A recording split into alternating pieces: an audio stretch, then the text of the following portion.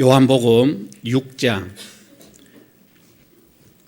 5절에서 13절까지 말씀입니다.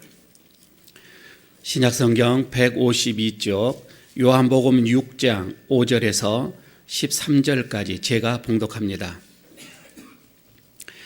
예수께서 눈을 들어 큰 무리가 자기에게로 오는 것을 보시고 빌립에게 이르시되 우리가 어디서 떡을 사서 이 사람들을 먹이겠느냐 하시니 이렇게 말씀하시면 친히 어떻게 하실지를 아시고 빌립을 시험하고자 하심이라. 빌립이 대답하되 각 사람으로 조금씩 받게 할지라도 200데나리온의 떡이 부족하리이다. 제자 중 하나 곧 시몬 베드로의 형제 안드레가 예수께 여짜오되 여기 한 아기가 있어 보리떡 5개와 물고기 2마리를 가지고 있나이다. 그러나 그것이 이 많은 사람에게 얼마나 되겠사옵나이까. 예수께서 이르시되 이 사람들로 앉게 하라 하시니 그곳에 잔디가 많은지라 사람들이 앉으니 수가 5,000명쯤 되더라. 예수께서 떡을 가져 축사하신 후에 앉아있는 자들에게 나누어 주시고 물고기도 그렇게 그들의 원대로 주시니라. 그들이 배부른 후에 예수께서 제자들에게 이르시되 남은 조각을 거두고 버리는 것이 없게 하라 하심으로 이에 거두니 보리떡 5개로 먹고 남은 조각이 12바구니에 찼더라. 아멘. 옆에 있는 분들과 인사 한번 나누고 말씀을 나누도록 하겠습니다. 한 주일 동안 주 안에서 평안하셨습니까? 강건하셨습니까? 인사하시고요. 말씀에 은혜를 받으십시다. 한 번만 더 하시기를 바랍니다. 말씀에 이 사진 한번 여러분 보실래요? 어느 섬인데 참 기가 막힌 섬입니다. 한번 좀 더 가까이 가서 볼까요? 이제 조금 어디서 많이 봤는데라고 하는 그런 사진이 될 수 있죠.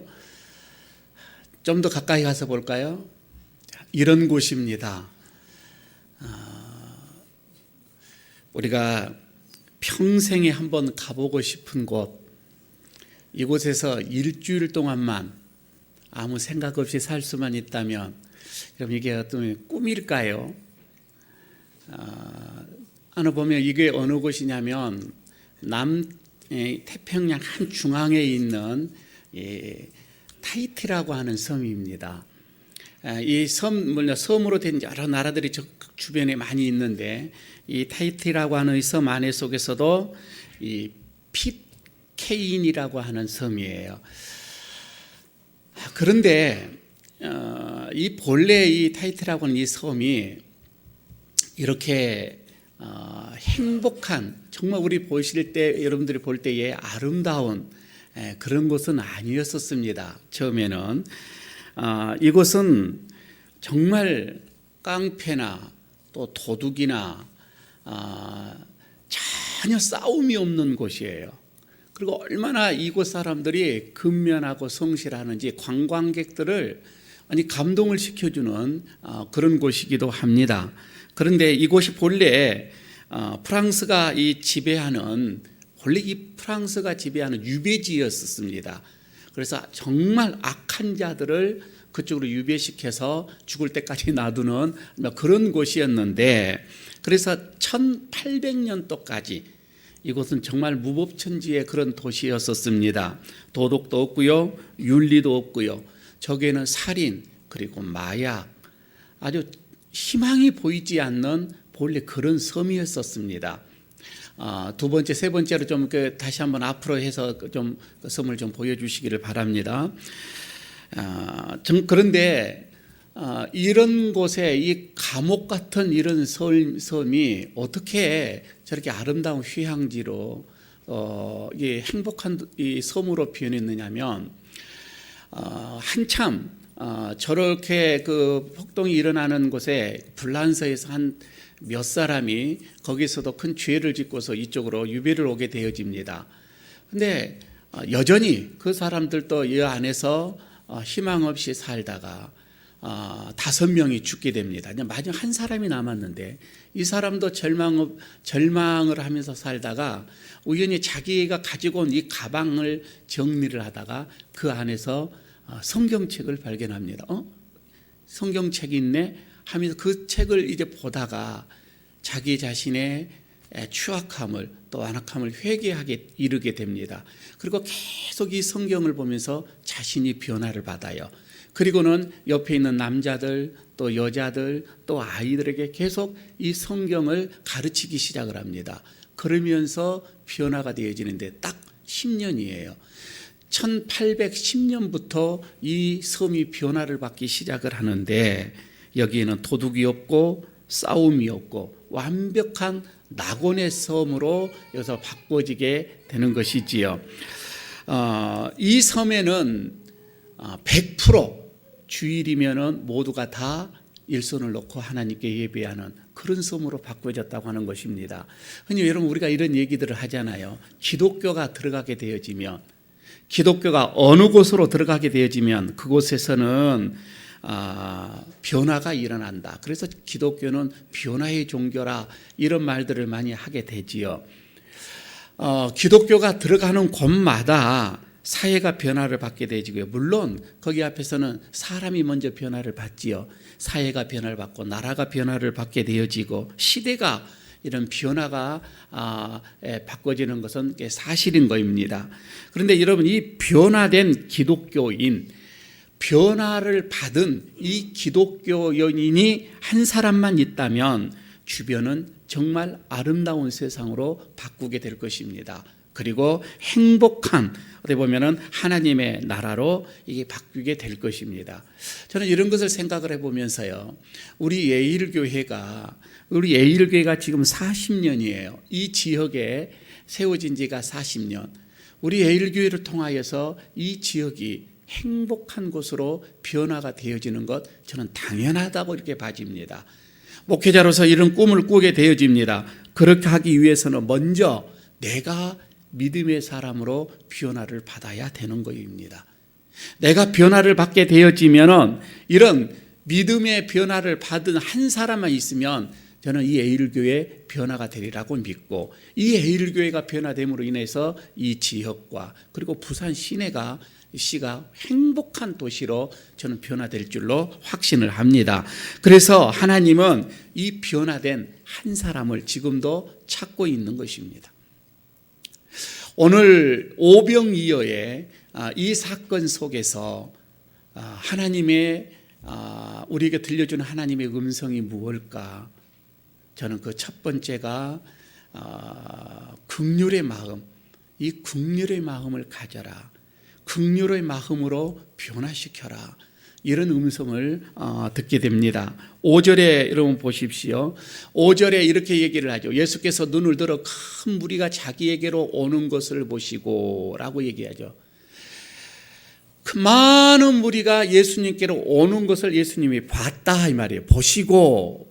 그런데 이 말을 똑같은 이 사건 속에서 누가복음에 보면은 이렇게 나옵니다.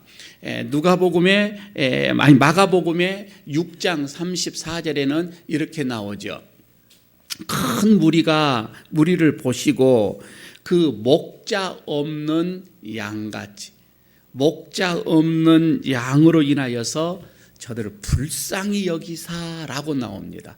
그러니까 요한복음에서는 그냥 큰 무리를 그냥 이렇게 보셨다, 오늘 본문에서는 그렇게 나오지만은 마가복음에서는 불쌍히 여겼다 이렇게 나오는 거예요. 목자가 없는 양처럼 그렇게 생각을 한 거예요. 지금 예수님께서는 식사할 겨루도 없었습니다. 그 사역이 얼마나 바빴던지, 그래서 모처럼 제자들과 더불어서 한적한 곳으로 쉬기 위해서 갔습니다. 그런데 뭇 백성들은 그런 예수님과 제자들의 이런 형편을 전혀 고려하지를 않습니다. 그리고서 그냥 예수님의 그 일행을 쫓아서 표적을 보기 위하여서 이 빈들에게까지 지금 찾아옵니다. 그런데 주님은 이 찾아오는 많은 무리들을 귀찮아하지 않았다 이 말입니다. 귀찮아 여기지 아니하시고 오히려 긍휼의 눈으로 그들을 바라봤다는 거예요. 긍휼의 마음이에요. 병들고 굶주린 저들의 시선 속에서 무엇인가 갈구하는 어떤 인간의 이런 결핍된 그 실체를 예수님께서는 지금 보고 있는 거예요. 불쌍히 여기는 마음, 이 긍휼의 마음, 긍휼의 마음, 저는 이게 예수님의 마음이라고 말입니다. 여러분, 그렇다면 당연히 예수님을 따르는 우리들도 이 긍휼의 마음을 가지고 살아야 한다는 말입니다. 제자가 스승을 닮아가는 것은 당연한 것입니다. 우리가 주님을 따라간다면 우리도 당연히 주님의 이 마음, 긍휼의 마음이 우리들에게 먼저 있어야 하는 거예요. 여러분, 이때부터 변화는 시작된다고 하는 것입니다. 정말 내 마음 속에는 긍휼과 자비와 사랑의 마음으로 사람들을 보고 있는 그런 마음인가? 가난한 자들을 봐도 무감각합니다. 다른 사람의 도움이 없이는 살아갈 수 없는 그런 도저히 자기의 힘으로서는 살 수 없는 사람들을, 여러분, 우리가 그 사람들을 보면서도 여전히 우리들에게는 아무런 감흥이 없습니다. 불쌍히 여기고자 하는 그런 마음도 없습니다. 오직 내 자신, 오직 내 가족, 여러분, 이것만을 위해서 우리가 살아가고 있는 것, 이게 현대인들입니다. 그러나 성경에서는 말합니다. 특히 야고보는 2장 13절에서 얘기합니다. 긍휼을 행하지 아니하는 자에게는 긍휼 없는 심판이 있으리라. 긍휼은 심판을 이기고 자랑하느니라 라고 이렇게 말씀을 하고 있습니다. 여러분, 긍휼의 마음, 가장 먼저 우리들의 마음에서 이 마음이 회복이 되어져야 됩니다. 그래서 예수님처럼 가난한 자, 소외된 자, 병든 자들을 우리가 이 긍휼의 마음으로 바라볼 수 있다면 그때부터 지역이나 사회나 나라가 변화가 일어난다 이 말입니다. 긍휼의 마음입니다. 우리들의 마음 속에 이런 긍휼의 마음, 이 마음이 자리 잡힐 때에 비로소 내 자신도 주님으로부터 또 이런 긍휼히 여김을 얻을 수가 있다고 하는 겁니다. 그래서 마태복음 5장 7절에 말씀을 합니다.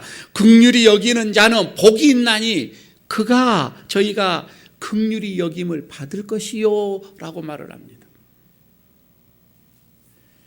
긍휼히 여기는 자는 복이 있는 자입니다. 두 번째로 또 이렇게 생각을 해봅니다. 오병이의 사건 속에서 들려지는 주님의 음성이 뭘까? 이거는 주님이 우리에게 정말 황당한 일을 요구하였을 때에 은혜를 보는 눈을 우리에게 가져라고 말씀을 합니다. 여러분, 이게 무슨 말씀입니까? 5절을 보시기를 바랍니다. 빌립에게 이렇게 말씀을 합니다. 예수님께서 이르시되 우리가 어디서 이 떡을 사서 이 사람들을 먹이겠느냐라고 이렇게 묻지요. 그런데 6절에 이런 말씀이 있어요. 이렇게 말씀을 하시면 하면서 친히 어떻게 하실지를 아시고 빌립을 시험하고자 하심이라. 예수님께서 빌립에게 어디서 이 떡을, 이 많은 사람들을 먹일 수 있는 떡을 살 수가 있을까? 이것은 빌립을 시험하기 위해서 이렇게 물었다고 하는 것입니다. 제자들에게 지금 돈이 없는 거 누구보다 주님이 더 잘 알고 있습니다. 잘 알고 있어요. 그런데 마치 전혀 모르는 것처럼 어디 가서 이 떡을 살까? 이 많은 떡을 살까? 이렇게 묻고 있는 것이지요. 빌립의 마음은 아마 빌립이 이 예수님으로부터 얘기를 질문을 받았을 때에 황당했을 거예요. 다 아시잖아요. 그런데 이 황당한 질문을 비록 빌립만이 이런 황당한 얘기를 듣는 것은 아니에요. 성경을 보게 되면 참 많은 황당한 얘기를 듣는 게 나옵니다. 먼저 창세기 22장에 보게 되면 아브라함이 하나님으로부터 정말 황당한 명령을 받는 게 나옵니다. 100세에 얻은 아들을 제물로 바쳐라고 하는 그 황당한 명령을 받게 되어지지요. 그때 아브라함의 마음이 어쩌겠느냐고 하는 거예요. 그 뒤에 보게 되면 열왕기상 17장에 봐도 사르밧 과부가 나옵니다. 그때에 하나님의 종 엘리야로부터 황당한 명령을 받습니다. 얼마나 그때 가난했는지, 흉년이 들어서 무엇이 찢어질 정도로 가난한 사람이었습니다. 그런데 이제 그 자기의 양식을 아껴서 이제 딱 한 끼만 먹을 게 남았습니다. 이제 이거 먹고는 죽게끔, 굶어서 죽게끔 되어질 그런 상황입니다. 그런데 엘리야로부터 그거 한 끼 남는 그것 가지고 떡을 만들어서 내게 바쳐라 라고 하는 황당한 명령을 듣게 되지요. 그것뿐만이 아닙니다. 열왕기 하 5장에 보게 되면은 아람의 장군 나만이 나옵니다. 한센병이 걸렸지요. 그런데 어느 소문을 듣고서 엘리사에게로 옵니다. 병을 낫기 위해서. 근데 엘리사로부터 황당한 명령을 거기서 또 듣게 됩니다. 요단강에 가서 7번을 씻어라. 그것도 보지도 않고요. 방에서 그렇게만 얘기하고 맙니다. 얼마나 이 나만 장군이 여기서 황당함을 얻었을까요? 그것뿐만이 아니라고 봐집니다. 요한복음 9장에 와서 보면 예수님도 또 이것뿐만 아니라 예수님 또 이런 얘기가 나옵니다. 실로암가에서 소경에게 이런 얘기를 합니다. 침으로 진흙을 이겨서 그것으로 눈에 바르고 실로암가에 내려가서 씻으라. 이런 황당한 얘기를 또 명령을 받게 되어집니다. 어찌 여러분 이것뿐만 있겠습니까? 성경에 보면은 이런 황당한 요구들이, 명령들이 너무나도 많이 있습니다. 그러나 어느 하나 정말 그대로 순종하기에는 너무나도 우리에게는 황당함이에요. 그런데요, 하나같이 거기에는 또 사람으로서는 도저히 생각할 수 없는, 사람으로서는 도저히 상상할 수 없는 하나님의 은혜가 그 속에 또 있더라 이 말입니다. 때때로 깊은 은혜를 주시기 위하여서 하나님께서 우리에게 이렇게 이해할 수 없고 납득할 수 없는 그런 요구들을 하시는 것을 우리는 보게 됩니다. 이것은 예수님의 하나의 교육의 과정이었었습니다. 방법이었었습니다. 그렇게 하심으로 우리는 예수님에 대해서 좀 더 알게 되어지고 좀 더 깊이 깨달아지게 되어지고 그 의도를 알게 되어지는 것을 우리는 압니다. 그래서 여러분요, 주님으로부터 간혹 우리가 받아들이기 난처한 그런 요구들을 접했을 때에 그 순간에 여러분 우리에게서 짜증이나 원망이나 이게 아니라 또한 그 요구의 의심이나 불평이 이게 아니라 좀 더 이런 난처한 요구들로 통하여서 이것으로 통하여서 예수님의 은혜가 무엇인가 먼저 이것을 깨달을 수 있는 그 은혜를 보는 눈이 우리들에게 있어야 한다는 것입니다. 이걸로 인하여서 우리를 깨우치시고자 하는 것이 무엇일까? 여러분 깊이 한번 생각만 할 수만 있다면, 그리고 주님께서 이것을 분명 이루어 주실 것을 여러분 우리가 믿을 수만 있다면 우리는 지금도 여전히 하나님의 그 놀라우신 은혜들을 체험할 수 있으리라 봐집니다. 예레미야서 29장 11절에 이렇게 얘기를 합니다. 나 여호와가 말하노라 너희를 향한 나의 생각은 내가 안 하니 재앙이 아니라 곧 평안이요 너희에게 미래와 희망을 주는 것이니라. 이렇게 말씀을 하고 있습니다. 또 하나를 봅니다. 이 오병이어 속에서 주님의 음성은 이제 세 번째로 빌립의 이 믿음과 안드레의 이 믿음, 이것을 비교해 보라 이렇게 말씀을 하고 있습니다. 7절과 9절에서 보게 되면 예수님의 이 제자인 빌립과 안드레의 이 믿음의 확연한 그 차이를 여기서 우리가 보게 되어집니다. 예수님께서 먼저 빌립에게 질문을 합니다. 그랬더니 빌립이 7절에서 이렇게 말씀을 합니다. 대답을 하지요. 빌립이 대답하되 각 사람으로 조금씩 받게 할지라도 200데나리온의 떡이 부족하나이다. 지금요, 예수님의 질문의 핵심이 뭐냐면 그 앞에서 말씀하는 거 한 2만 명 정도로 생각하면 됩니다. 한 2만 명의 지금 군중이 모였습니다. 자, 이 떡을 어디서 살까라고 물어보는 거예요. 얼마가 들어갈까? 이게 물어본 게 아니에요. 지금 예수님의 생각은 질문의 핵심은 돈에 있는 게 아니에요. 떡이에요. 떡의 자체에 있는 거입니다. 돈이 얼마가 들어가느냐? 아니에요. 그건 전혀 관계가 없어요. 이 떡을 어디에서, 그 출처입니다. 어디에서 이 떡을 구할까라고 하는 게 예수님의 질문의 포인트입니다. 그런데 빌립은 재빠르게 여기서 이거를 돈으로 환산을 하고 있는 거예요. 200데나리온, 한 데나리온이 그때의 품삯, 그 노동자의 한 품삯값이었었습니다. 자, 그러면 지금 여기에서 말이에요. 돈만 있으면은, 이 빌립의 생각이에요. 돈만 있으면은 이 2만 명이 먹을 수 있는 그 떡 어디에서든지 구할 수가 있습니다 라고 하는 그 답변입니다. 돈이 문제지요. 여러분, 우리도 그런 생각을 많이 갖잖아요. 어떻게 보면 2000년 전에 이 빌립의 이 생각이 지금 우리들의 현대인들의 우리들의 마음을 대변해 주고 있는 것과 같습니다. 우리도 그렇잖아요. 사람이 돈만 있으면 다 되는 거예요. 돈이 문제지. 돈이 문제지.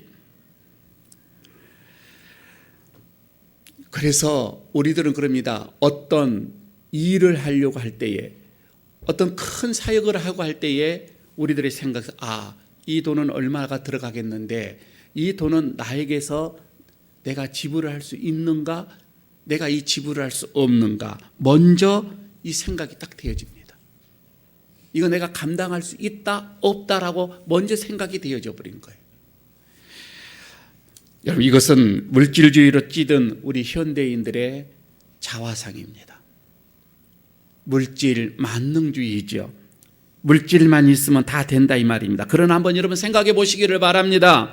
이스라엘 백성들이 광야에서 40년 동안 그들이 농사를 지었던가요? 그렇지 않으면 요셉을 팔아버린 그 형제들이 어디에 가서 양식을 구하기 위해서 어디로 가서 사왔던가요? 아니요, 전혀 그러지 않았습니다. 그러나 여러분, 그러면서 그들이 그 광야 40년에서 굶어 죽었던가요? 굶어 죽은 사람이 없었습니다. 하나님과 모세를 반역을 하고서 거기에서 죽은 사람들은 많이 있었어도 굶어서 죽은 사람은 한 사람도 없었습니다. 그래서 모세가 최종적으로 내린 결론이 뭐였습니까? 40년 동안 역사를 통해서 하나님께서 우리에게 알게 하려고 하신 것이 뭐냐면, 우리 성도들은, 우리 하나님의 백성들은 오직 하나님의 말씀으로 사는 것이다 이 말입니다. 말씀으로 사는 거예요. 여러분, 성도는 돈의 힘으로 사는 것 같지만은요, 그렇지 않습니다. 하나님의 은혜로 사는 것입니다. 하나님의 힘으로 산다 이 말이에요. 사실 돈은 분명하게 한계가 있습니다. 아무리 돈이 많이 있다 할지라도 할 수 없는 것 많이 있습니다. 돈으로 할 수 없는 것 많아요. 아니, 어떻게 보게 되면 돈으로 할 수 있는 것보다 할 수 없는 것이 더 많습니다. 더 많아요. 그래서 여러분, 우리는 하나님이 모든 문제를 해결해 줄 수 있는 근원이다. 여러분, 이것을 우리는 믿는 거입니다. 돈이 해결해 주는 것이 아니라 이 말이에요. 돈만 있으면 다 되는 것이 아니라 이게 하나님만 있으면 다 된다. 어떻게 보면 이렇게 가야 한다 이 말입니다. 빌립은 이 돈 계산은 놀라울 정도로 빨리 했습니다. 예수님께서 그 한마디에 이거는 200데나리온이면 됩니다. 여러분, 이렇게 계산을 잘했습니다. 그렇지만 믿음의 산출은 내지를 못했습니다. 믿음으로 그것을 바라보지 못했던 것이죠. 시편 49편 6절에서 7절 이렇게 말씀을 합니다. 자기의 재물을 의지하고 부유함을 자랑하는 자는 아무도 자기의 형제를 구원하지 못할 것이다 이 말이에요. 그리고 그를 위한 속전을 하나님께 바치지도 못할 것이다. 그런데 말이에요, 이렇게 빌립과 이런 대화를 하고 있는 중에 9절에서 보게 되면 이제 안드레가 나옵니다. 안드레가 여기서 나타납니다. 그리고 이렇게 얘기를 하죠. 여기 한 아기가 있어 보리떡 5개와 물고기 2마리를 가지고 있나이다. 그러나 그것이 이 많은 사람들에게 얼마나 되겠사옵나이까? 라고 말씀을 하지요. 자, 지금 여기에서 말해요. 이 안드레가 끼어서 대답하는 말씀 중에 아주 중요한 단어가 하나가 있어요. 여기 뭐냐면 여기입니다. 여기 한 아이가 있어. 여기. 지금 예수님께서 뭐라고 조금 전에 어디서 이 떡을 살까? 어디서 이 떡을 구할까? 어디서라고 얘기를 했을 때에 지금 빌립은 어디서라고 예수님의 이 질문에 200데나리온이라고 하는 돈으로 계산을 했는데 지금 이 안드레는 아니요, 여기라고 얘기를 하는 거예요. 그러면서 도시락 하나를 내놓은 거예요. 이것 가지고는 아무것도 할 수 없다라는 것을 안드레는 알고 있는 거예요. 2만 명 앞에서 이 도시락 이 하나 가지고 무엇을 하겠느냐고 하는 거예요. 이 많은 사람 앞에서 이게 뭐 얼마나 되겠습니까? 그러나 주님께서 하시면 할 수 있습니다, 이거예요. 주님의 손에 들려지면은 주님께서는 이것을, 이 많은 사람들을 먹이고 해결할 수 있는 것은 당신뿐입니다. 이 말씀입니다. 그런데요, 하지만 예수님께 이 모든 것을 다 의존한다고 하십시다. 예수님이 다 하실 수가 있다. 그래서 주님께만 믿습니다. 나는 자신은 아무것도 하려고 하지 않는다면은 이것처럼 여러분 세상에서 가장 위험한 신앙이 없습니다. 이것은 기복신앙입니다. 이것은 신비주의 신앙입니다. 이것은 예수님을 알라딘의 램프처럼 어떻게 보면은 이거는 미신적이고 마술적인 그런 신앙입니다. 그러면 예수님을 하나의 메시아로, 하나의 그리스도로 인정을 하면서 이 모든 문제 해결을 받으려면 어떻게 해야 되는가? 오늘 이 안드레의 이 믿음을 보게 됩니다. 바로 자신의 희생입니다. 먼저 희생이 있어야 하는 겁니다. 자기 희생이 있는 다음에 주님이 그 놀라우신 능력을 보게 되는 것이지요. 그래서 안드레는 어디에서 떡을 얻을 수가 있겠느냐는 이 예수님의 질문에 여기라고 하면서 보리떡 5개 그리고 물고기 2마리를 내어 놓습니다. 그리고는 이렇게 말씀을 합니다. 그러나 이것이 이 많은 사람들에게 얼마나 도움이 되겠습니까? 얼마나 도움이 되겠습니까? 이것 가지고는 턱없이 부족합니다. 사실 여러분 그렇잖아요. 예수님이 도와주시지 않으면 이것 가지고는 어림도 없습니다. 아무것도 할 수가 없습니다. 안드레는 이런 오병이어가 장정만 5,000명입니다. 이 장정만 5,000명 이 군중들에게는 정말 아무것도 필요가 없고 의미도 없다고 하는 것 안드레도 알고 있습니다. 그렇지만 이것이 주님의 손에 들려질 때에는, 이것이 주님께서 역사를 하신다면은 놀라운 일이 일어날 줄로 믿습니다. 이게 안드레의 고백입니다. 주님을 그렇게 안드레는 믿고 있었다 이 말입니다. 이게 안드레의 믿음이에요. 바로 이거입니다. 기적의 출처가 어디예요? 문제를 해결을 할 수 있는 실마리는 여러분 그리 멀리 있는 게 아닙니다. 바로 여기에 있다 이 말입니다. 우리가 가지고 있는, 그리고 내가 가지고 있는 것을 먼저 희생을 하는 거기에서 문제 해결은 있다 이거예요. 어려운 것도 아닙니다. 주님께 온전히 바치는 그 마음, 바로 문제 해결의 단초다 이거예요. 사르밧 과부가 그렇잖아요. 자기의 있는 것, 그래 이 한 끼 먹고 내가 죽지만 이거 달라고 하니 내가 드리겠습니다. 믿음으로 여러분 드렸을 때에 그는 평생을 먹고 굶지 않았다 이 말입니다. 그럼에도 불구하고 오늘날 많은 사람들이 그렇습니다. 우리는 먼저 하나님 앞에 먼저 희생을 하려고 하지는 않습니다. 은혜를 주시면 하겠습니다. 그리고 얼마나 우리가 받아야 할 축복의 계산들은 얼마나 빨리 하는지 모릅니다. 안드레의 믿음은 먼저 희생이었다고 하는 것을, 먼저 드렸음을 여기서 봅니다. 엘가족 여러분, 빌립의 신앙보다는 안드레의 이 믿음으로 먼저 자기를 희생하는 그런 믿음이 우리에게 있어지기를 바랍니다. 그럴 때 주님의 놀라운 역사를 우리가 보게 될 것이고 체험하게 될 것입니다. 누가복음 18장. 그래서 주님께서 이렇게 얘기를 하시지요. 29절 30절에 내가 진실로 너희에게 이르노니 하나님의 나라를 위하여 집이나 아내나 형제나 부모나 자녀를 버리는 자는 금세에 있어서 여러분 여러 배, 다른 곳에는 100배라고 나옵니다. 여러 배를 받고 내세의 영생을 받지 못할 자가 없느니라. 주님께서 그렇게 말씀을 하고 있습니다. 말씀을 오늘 여기에서 가만히 맺으면서 저는 이렇게 생각을 해요. 오늘 본문 속에서 우리 예수님 정말 작은 것에 감동하시고 작은 것에 감사하시는 우리 예수님이시다. 큰 것이 아니에요. 소자에게 줬던 그 물 한 그릇, 냉수 한 그릇, 그것도 우리 주님은 감동하셨습니다. 11절을 보게 되면 그렇게 나오죠. 예수님께서 어린아이에게서 받아서 가져온 이 안드레가 가져오는 그 보리떡 5개, 그리고 물고기 그 2마리를 가지고서 어떻게 했습니까? 축사했다라고 얘기를 하죠.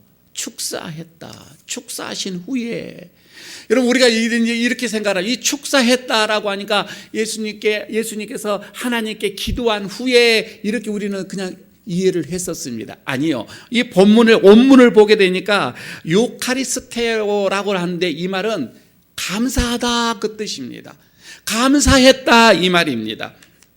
아니 좋게 2만 명이 넘는 이 군중 앞에서, 이 엄청난 사람 앞에서 그 보리로 만든 그 떡덩이 주먹떡 5개, 그리고 물고기 반찬 이 2개를 가지고서 어떻게 감사를 했을까? 그게 이 사람들을 질서정연하게 다 앉혀놓고서 보잘것없는 그 어린아이의 이 도시락 이것 가지고 왜 이 감사가 될 수가 있을까? 상황으로 봤을 때에는, 그때 그 상황으로 봤을 때는 여러분 이건 제가 봤을 때는 감사가 나올 수가 없습니다. 그러나 예수님의 감사는 진지했습니다. 그리고 진실했습니다. 양으로 본다면 5병2는 보잘것없는 거예요. 그렇지만 이런 황막한 광야에서 예수님께 드릴 수 있다라고 하는 것, 누군가가 예수님께 이렇게 드렸다라고 하는 것, 이것은 감사한 일입니다. 더군다나 이것이 드리는 자가 어린이 아니라 어린아이면 자기가 배고프면 자기가 먹어야 되는 거예요. 그런 어린 아기가 자기가 먹어야 할 이 한 끼의 점심 식사, 이 도시락을 기꺼이 주님을 위해서 희생을 했다고 하는 것, 여기에 희생의 아름다움이 있는 거예요. 곰곰이 생각해 보면은 참으로 이거는 감동적인 대목입니다. 300데나리온의 향수를 바친 여인이 있었지요. 꼭 주님께서는 그 많은, 그 비싼, 그 고귀한 그것만 주님께서 감동하는 것은 아니라 이 말입니다. 정말 보잘것없는 것, 아무것도 아닌 것이다 할지라도 그것을 주님을 위해서 희생을 할 때에 가난한 사람들이나 불쌍한 사람들이나 먹을 수 있는 그 음식, 여러분 그것도 주님을 위해서 희생을 하게 되어진다면 주님은 거기에서 받으실 만한 향기로 받으셨고 또 감사했고 또 감동했다 이 말입니다. 저는 오늘 이 본문을 보면서 우리 교회가 올해부터 이 모라 지역의 이 어려운 가정들을 위해서 수도요금을 대납하는 오병이어의 이 사역을 시작하려고 지금 하고 있습니다. 한 달 동안 우리가 얼마만큼 오병이어가 모아질까? 한 구자가, 우리가 드려지는 한 구자가 어쩌면 어린 소녀의 이들은 한 끼의 점심 도시락일 수도 있습니다. 어떤 가정에서는 이것이 부담이 올 수도 있습니다. 그러나 또 어떤 가정에서는 이것 가지고, 이 한 구자 가지고 우리가 무엇을 할 수가 있겠습니까? 이 모라 지역에 어려운 가정들이 너무 많은데 이거 한 구자 가지고는 아무것도 할 수가 없습니다. 그러나 우리 주님의 이 손에 맡겨진다면, 이 한 구자가 주님의 손에 맡겨진다면 그것은 우리 2만 명이 좋게 먹고도 남을 수 있는 그런 기적의 오병이어가 될 줄로 믿습니다. 우리가 왜 이것을 믿느냐? 하나님은 전능하시기 때문에 그렇습니다. 능력의 하나님이시기 때문에 그렇습니다. 그럼 우리가 한 구자를 억지로가 아닌, 체면으로가 아닌 믿음으로만 드릴 수만 있다면, 예수님께서는 감동하실 것입니다. 그리고 감사하실 것입니다. 그리고 놀라운 하늘의 은혜를 경험할 수 있는 우리에게 이런 복을 허락하여 주실 줄로 믿습니다. 안드레의 믿음처럼 이것으로 무엇을 하겠습니까? 그러나 주님의 손에 들려 드립니다. 겸손함, 믿음으로 우리가 이 사역에 참여할 수만 있다면은 저는 여기에서 원대로 먹고, 오늘 보면 원대로 먹고 12광주리가 남는 그런 축복이 우리들의 모든 삶 속에 넘칠 줄로 믿습니다. 하나님, 우리에게 주님의 마음처럼 국률의 마음을 주시고 이해되지 않는 황당한 요구를 하실지라도 믿음의 눈으로 숨겨진 은혜를 보게 하시며 안드레와 같은 믿음으로 주님을 감동시키는 작은 희생의 헌신이 우리에게 있게 하여 주시옵소서. 예수님 이름으로 기도드리옵나이다. 아멘.